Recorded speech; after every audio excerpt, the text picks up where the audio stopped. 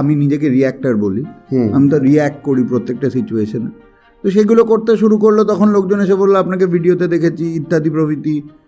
ভিডিওতে দেখার পর লোকজন, আমার ঠিক বিশ্বাস হয় না, কারণ এখানে তোমার টিম থেকে যখন আমায় যোগাযোগ করেছিল বলছে যে আপনাকে সবাই চায়। আমি তো, এটা হতে পারে না, আমার নিজের বউ আমাকে চায় না।